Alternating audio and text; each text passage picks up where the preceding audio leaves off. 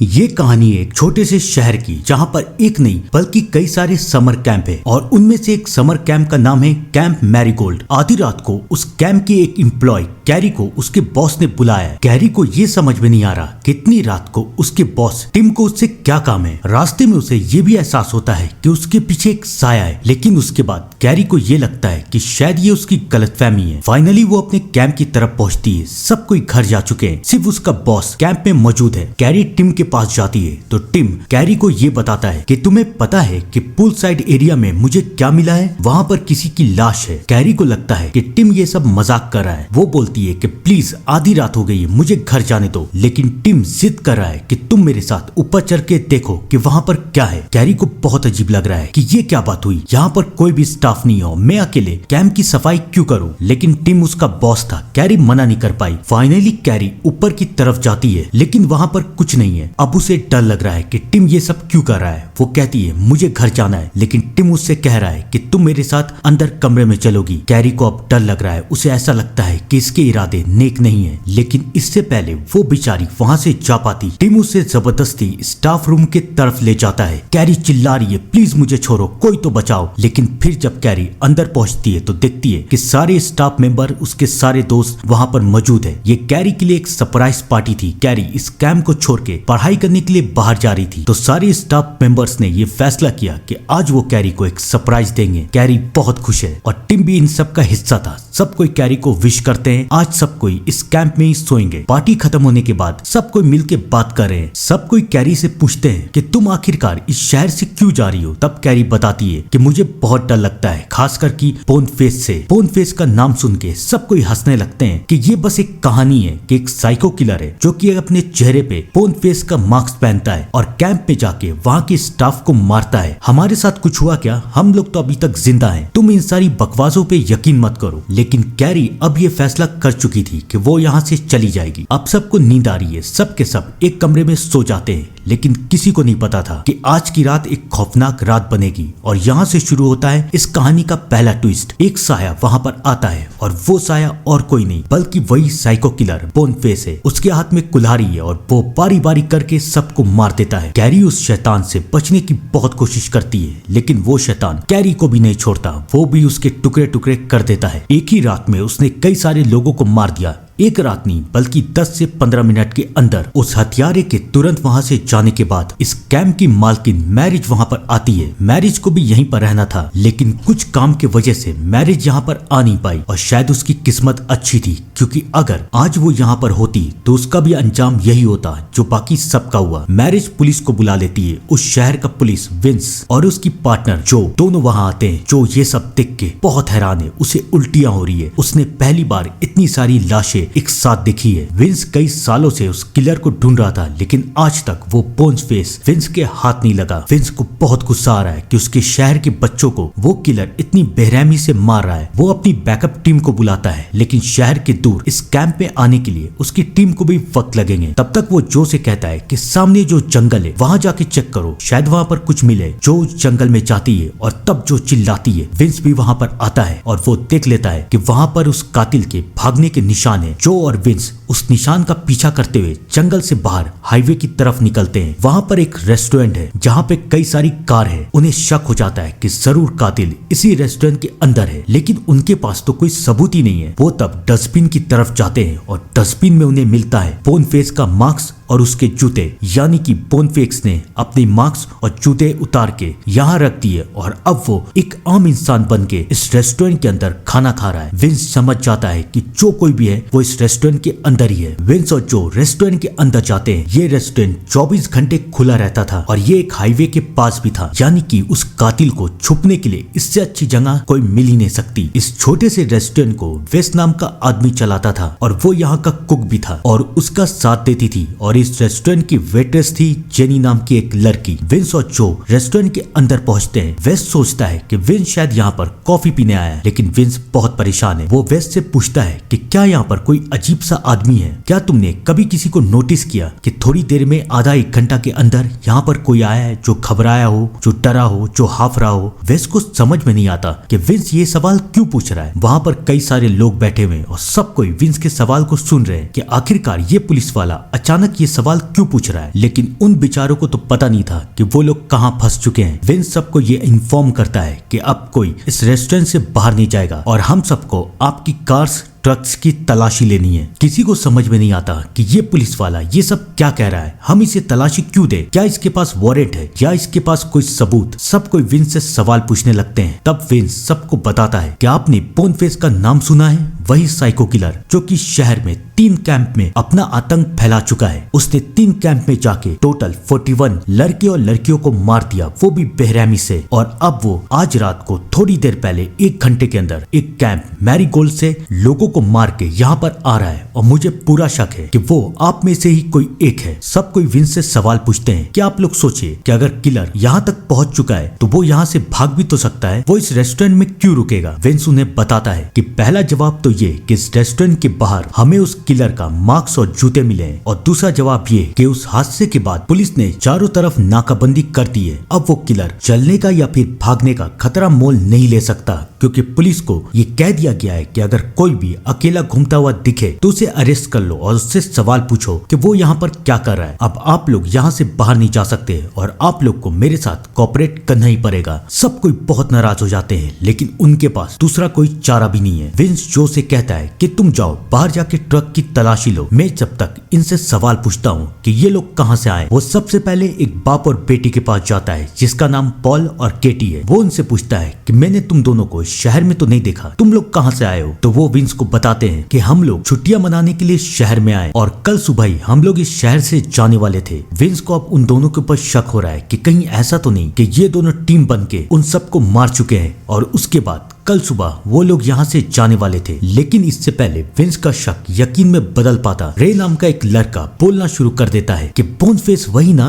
जिसने 41 खून किए हैं, जो कि चेहरे पे अजीब सा मास्क पहनता है, जिसने पहला खून इस कैंप में किया था, दूसरा इस कैंप में और तीसरा शायद आज किया है। विंस को लगता है कि ये लड़का इतना सब कुछ कैसे जानता है। तब रे सबको ये बताता है कि मेरे कॉलेज में मैं साइको किलर के ऊपर थीसिस लिख रहा हूँ और मेरा सब्जेक्ट है बोनफेस। अब विंस को इसके ऊपर शक हो रहा है कि कहीं ऐसा तो नहीं कि साइको किलर के बारे में पढ़ते पढ़ते ये खुद भी एक साइको किलर बन चुका है। अब विंस का ध्यान स्कारलेट नाम की एक औरत की तरफ जाता है जो कि काफी बेबाक है। विंस ये सोच रहा है कि ये इतनी कूल कैसे है, सबको इतना घबरा रहे लेकिन ये डर क्यों नहीं रही, कहीं ये तो साइको किलर नहीं। और फिर वहाँ पर एक फोटोग्राफर है नीमैन। विंस नीमैन से पूछता है कि तुम यहाँ पर कब आई। वो कहती है कि मैं यहाँ पर कुछ देर पहले ही आई हूँ, मैं 4 घंटे से बाहर पे हूँ। विंस पूछता है कि तुम इस शहर में क्यों आई हो। तो वो फोटोग्राफर विंस को ये बताती है कि शहर में मुझे मेरी मैगजीन वाले ने भेजा है इस शहर के क्लाइमेट, यहाँ के फॉरेस्ट की फोटो खींचने। विंस कहता है हमें अपना फुटेज दिखाओ। वो विंस को अपना फुटेज दिखाती है और उस फुटेज में बोनफेस का भी चेहरा है। सब कुछ समझ जाते हैं कि विंस जो कुछ कह रहा है सही कह रहा है। अब विंस को इस लड़की के ऊपर भी शक है कि कहीं इस लड़की ने तो बोनफेस के साथ मिलके ये सब किया नहीं है। विंस सबसे बातचीत ही कर रहा था कि वहां पर 2 गुंडे भी हैं, माइक और चार्ली, जो कि बहुत बदतमीजी कर रहे हैं। विंस और जो को उनके ऊपर गुस्सा आ रहा है लेकिन वो कुछ कह नहीं रहे। विंस उन दोनों से पूछता है कि तुम दोनों यहाँ क्या कर रहे हो। वो दोनों बताता है कि हम दोनों यहाँ पर घूमने आए। वो दोनों काफी बदतमीजी से बात कर रहे हैं और अब विंस को इन दोनों के ऊपर शक हो रहा है। वहाँ पर एक ग्रेग नाम का वर्कर भी बैठा हुआ है। वो इस शहर में कुछ सालों से काम कर रहा है लेकिन वो दिखने में एक वर्कर नहीं लगता। विंस उससे पूछता है कि तुम क्या थे पहले। तो वो बताता है कि वो पहले फौज में था। विंस उससे पूछता है कि फौज से तुम्हें क्यों निकाला गया। तो वो कहता है कि मेरी एक बीमारी है, मुझे गुस्सा बहुत जल्दी आता है और इस वजह से मुझे वहां से निकाल दिया गया। अब विंस का शक धीरे धीरे उसकी तरफ बढ़ रहा है कि कहीं इसने तो गुस्से में आके सबको मार दे दिया। इस रेस्टोरेंट में कई सारे लोग हैं और उनमें से एक कातिल। विंस वेस और जेनी के ऊपर भी शक कर रहा है कि इन दोनों में से भी कोई हो सकता है। कातिल इनमें से ही एक है और वो यहीं पर है। तब तक जो ट्रक की तलाशी लेके भी आ जाती है। ट्रक के अंदर उन्हें कुछ नहीं मिला, बैकअप को भी आने में वक्त लगेगा। विंस के पास एक तरीका है कि वो उस कातिल के जूते सबको पहना के चेक करेगा कि किसके पैर में उसके जूते फिट होते हैं। ऐसा भी हो सकता है कि शायद कातिल एक लड़की हो और वो अपने पैर में मोजे डाल के अपना साइज बढ़ा रही हो, या ये भी हो सकता है कि शायद उस लड़के का पैर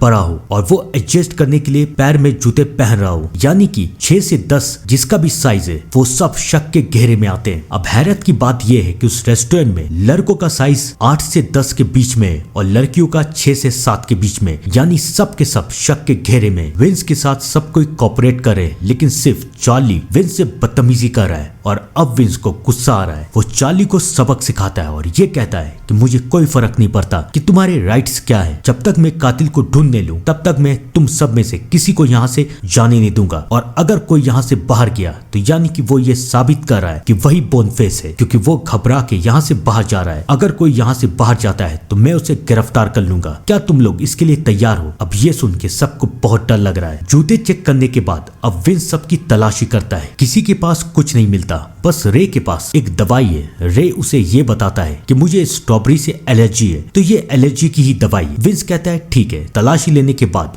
विंस सबको कहता है कि अब सब कोई वॉशरूम जा सकते हैं, लेकिन कोई यहाँ से बाहर नहीं जाएगा। सब कोई बारी बारी करके वॉशरूम जा रहे हैं। स्कारलेट नाम की वो औरत लिपस्टिक लगा रही है। तभी वो फोटोग्राफर नीमैन वहाँ पर आती है और बोलती है ये वही शेड है ना जिस शेड को तुमने उस दिन लगाया था। स्कारलेट को समझ में नहीं आता कि ये क्या कह रही है। नीमैन कहती है तुम्हें अच्छे से पता है कि मैं क्या कह रही हूँ, और उसके बाद नीमैन वहाँ से चली जाती है। कहानी बहुत इंटरेस्टिंग बनती जा रही है क्योंकि अब आने वाला है दूसरा ट्विस्ट, क्योंकि अब विंस बारी बारी करके सबसे सवाल पूछेगा। सबसे पहले विंस बाप और बेटी से सवाल पूछता है, यानी कि पॉल और केटी से। विंस पूछता है अपने बारे में कुछ बताओ कि तुम लोग यहाँ पर एक्चुअली किस लिए आए थे। पॉल बताता है कि मेरी बेटी उस कैंप में जाने वाली थी, कैंप मैरीगोल्ड, लेकिन वो वहाँ पर गई नहीं। अब तो विंस का शक पूरी तरीके से यकीन में बदलता जा रहा है। चार्ली ये सुन के कहता है कि देखो यही लोग कातिल है। इसकी बेटी वहाँ जाने वाली थी और वो वहाँ गई नहीं। अगर वो वहाँ होती तो शायद ये भी मर जाती। जरूर बाप बेटी ने ही मिलके सबको मारा है। लेकिन कैटी सबको समझाने की कोशिश कर रही है कि मैंने कुछ नहीं किया। तभी कैटी का ध्यान उस वर्कर ग्रेग की तरफ जाता है। वो कहती है कि मैं इसे पहले कहीं देख चुकी हूँ, और फिर कैटी को याद आता है कि उसने ग्रेग को कहाँ देखा है। वो कहती है कि मैंने ग्रेग को कई साल पहले मैरीगोल्ड में काम करते हुए देखा है। अब ये बात सुन के विंस और बाकी सब चौंक जाते हैं कि ग्रेग ने ये बात उन्हें बताई क्यों नहीं। वो ग्रेग से पूछता है कि तुम अगर वहाँ काम करते थे तो तुम्हें वहाँ से क्यों निकाला गया। लेकिन इससे पहले ग्रेग कुछ बता पाता। कैटी कहती है कि ग्रेग के ऊपर इल्जाम था कि उसने वहाँ की एक स्टाफ मैंडी के साथ बदतमीजी की है और उसके साथ जबरदस्ती करने की कोशिश कर रहा था। इसलिए वहाँ के मालिक ने ग्रेग को वहाँ से निकाल दिया। उन्होंने ग्रेग के ऊपर केस इसलिए नहीं किया कि कहीं उनके कैंप की बदनामी ना हो जाए। ये बात सुन के अब सबको यकीन हो जाता है कि यही साइको किलर है। उस बेइज्जती का बदला लेने के लिए यही सारे कैंप पे जा जाके वहाँ के स्टाफ को मार रहा है। ग्रेग सबको समझाने की कोशिश करता है कि उस लड़की ने मेरे साथ बदतमीजी की। जब मैं उस लड़की में कोई इंटरेस्ट नहीं दिखा रहा था तब उसने मुझ पे झूठा इल्जाम लगाया। विंस का शक ग्रेग पे बढ़ता जा रहा है। तभी नीमैन ये कहती है कि मुझे ग्रेग का तो नहीं पता कि इसने कोई खून किया या नहीं, लेकिन स्कारलेट खून जरूर कर सकती है। इसने पहले भी खून किया है और इसके ऊपर खून का चार्ज भी लग चुका है। अब ये एक शॉकिंग ट्विस्ट था। सबको ये जानना चाहते थे कि स्कारलेट ने क्या किया। नीमैन सबको ये बताती है कि मेरा दोस्त क्राइम रिपोर्टर है और स्कारलेट का केस तो बहुत वायरल हुआ था। स्कारलेट के दोनों पति हादसे में मारे गए, लेकिन उन दोनों पति के रिश्तेदार का ये कहना था कि स्कारलेट ने उन्हें पैसों के लिए मारा है। उन्होंने इसके ऊपर केस किया लेकिन ये बच गई। अब विंस स्कारलेट से सवाल पूछता है। स्कारलेट सबको जवाब देती है कि एक पति कार एक्सीडेंट में मर गया और दूसरा हार्ट अटैक से, और फिर उन दोनों की दौलत मेरे पास आ गई। मेरी इसमें क्या गलती, और वैसे भी मेरे पास कई सारे पैसे हैं, मैं ये सब क्यों करूंगी। तब चार्ली ये कहता है कि अमीर लोग अक्सर साइको किलर होते हैं, ये भी हो सकती है। विंस को समझ में नहीं आ रहा कि यहाँ पर कौन है। विंस सबसे पूछताछ कर रहा है लेकिन वो ये नहीं देख पाता कि चार्ली और माइक आपस में बात कर रहे हैं। चार्ली माइक से कहता है कि हमें यहाँ से बाहर निकलना चाहिए, वो भी जल्द से जल्द। दोनों के दोनों मान जाते हैं। चार्ली माइक को समझाता है मैं जैसे इशारा करूंगा मेरे साथ यहाँ से भाग जाना। ये दोनों ये सब क्यों कर रहे हैं, कहीं ये दोनों तो कातिल नहीं। कहानी एक इंटरेस्टिंग मोड़ की तरफ बढ़ती जा रही है। विंस सबसे पूछताछ कर रहा है कि तभी रे नाम का लड़का विंस को इशारा करता है। विंस उसके पास आता है तो उसने अपने बुक में लिखा हुआ है कि मुझे पता है कि कातिल कौन है। विंस बहाने से रे को बाहर की तरफ लेके जाता है। किसी को समझ में नहीं आ रहा कि रे को विंस बाहर लेके क्यों गया है, लेकिन फिर अचानक विंस चिल्लाते हुए अंदर की तरफ आता है। रे तड़प रहा है, शायद उसे एलर्जी हो गई है। विंस रे के पॉकेट में उसकी दवाई ढूंढने की कोशिश करता है लेकिन उसके पॉकेट में उसकी दवाई नहीं है। रे सबके सामने तड़प तड़प के मर जाता है। अब विंस को यकीन हो जाता है कि कातिल यहीं पर है। वो रे की कॉफी को चेक करता है, उसमें स्ट्रॉबेरी है। अब विंस ये समझ जाता है कि जो भी कातिल है उसे शायद पता चल गया था कि रे उसे पहचान चुका है, इसलिए उसने रे को मार दिया। अब तो ये साबित हो चुका है कि जो भी कातिल है वो यहीं पर है। विंस कहता है कि अब तुम में से कोई भी यहाँ से बाहर नहीं जाएगा। तभी चार्ली चिल्लाने लगता है कि अब तो ये साबित हो चुका है कि कातिल कौन है। कातिल जेनी है, यही सबको कॉफी दे रही थी, तो यही कातिल है, इसे पकड़ो। जेनी सबको समझाती है कि स्ट्रॉबेरी तक तुम सब पहुंच सकते हो, शायद तुम लोगों ने छुपके से रे की कॉफी में स्ट्रॉबेरी मिला दी। विंस जेनी के साथ सहमत है, लेकिन चार्ली अब बदतमीजी कर रहा है और अब चार्ली और माइक विंस और जो के ऊपर हमला कर देते हैं, लेकिन जेनी गर्म कॉफी माइक के ऊपर फेंक देती है और फिर विंस और जो चार्ली और माइक को काबू में कर लेते हैं। वो लोग ये देखते हैं कि ये लोग अपने मुंह में सोना दबा के यहाँ से जा रहे थे, इसलिए इन्हें यहाँ से भागने की इतनी जल्दी थी, लेकिन ये दोनों कातिल नहीं है, तो कौन कातिल है? तभी विंस के पास कॉल आता है और विंस समझ जाता है कि कौन कातिल है। विंस कहता है कि मैंने तुम सबका बैकग्राउंड चेक करवाया और मैं समझ चुका हूँ कि कातिल कौन है। क्यों वेस, तुम्हारा क्या ख्याल है? तुम ही हो ना कातिल? वेस चौंक जाता है। वो पूछता है विंस तुम ये सब क्या कह रहे हो? विंस कहता है कि मैंडी तुम्हारी बहन थी ना जिसके साथ ग्रेग ने बदतमीजी की थी, और कैंप वालों ने अपनी इज्जत बचाने के लिए ग्रेग के ऊपर कोई केस नहीं किया, तो तुमने पहले कैंप वालों से बदला लिया और अब तुम्हारा प्लान था ग्रेग को भी मार के उसकी लाश को भी ठिकाने लगाने का, ताकि सबको ये लगे कि बॉनफेस ने ही सबको मार दिया है। अब वेस अपने असली रूप में आता है। वो कहता है कि मैं इसे छोड़ूंगा नहीं, इसने मेरी बहन की जिंदगी बर्बाद कर दी। वो ग्रेग की तरफ चाकू लेके बढ़ रहा है और ग्रेग भी अपनी गन निकाल चुका है। वो वेस को मारता है और विंस ग्रेग को मार देता है। दोनों के दोनों मर जाते हैं। सबको लगता है केस सॉल्व हो चुका है, सबको छोड़ दिया जाता है और अब पुलिस बैकअप भी वहां पर आ चुकी है। सब कोई बहुत खुश है, सब कोई घर जा चुके हैं, लेकिन जेनी बहुत परेशान है। उसके साथ काम करने वाला वेस एक साइको किलर है। जेनी बहुत डरी हुई है। विंस और जो ये फैसला करते हैं कि वो जेनी को घर तक छोड़ेंगे। विंस कार में इंतजार कर रहा है और जो जेनी से बात कर रही है। जो कहती है सोचो जरा उन बेचारे के ऊपर क्या गुजरी होगी, वो लोग आज पार्टी कर रहे थे और उसके बाद बेचारे सब के सब मर गए। जो की बातें सुन के जेनी चौंक जाती है। जो कहती है मैं 1 मिनट वॉशरूम से आती हूँ। जो वहाँ से चली जाती है और अब जेनी का शक यकीन में बदल चुका है। वो जो को ढूंढने के लिए बाथरूम की तरफ जाती है, लेकिन वहाँ पर वो है ही नहीं। वो भाग के कार की तरफ जाती है और देखती है कि विंस को जेनी ने मार दिया है। लेकिन जेनी ने ये सब क्यों किया? वो जंगल की तरफ भागते हुए जाती है। वो चिल्लाती है कि मुझे पता चल चुका है कि तुम ही बोनफेस हो। जेनी पूछती है कैसे? जो कहती है कि हमने तो किसी को ये बताया ही नहीं था कि मैरीगोल्ड में आज पार्टी थी, तुम्हें कैसे पता? अब तुम बताओ कि तुम ये सब क्यों कर रही हो? तब जेनी उसे बताती है कि तुम्हें कैंप पाइन के बारे में पता है? वहाँ पर मैं और मेरा भाई जाते थे, लेकिन वहाँ के कुछ लड़कों ने मेरे भाई को बुली किया और फिर उसे तरपा तरपा के मार दिया। जब हमने उन लड़कों की कंप्लेन की तो पता चला कि वो लड़के बहुत अमीर थे और वो बच के निकल गए। कैंप वालों ने भी कुछ नहीं किया और तब से मुझे गुस्सा आने लगा। मैंने सबसे पहले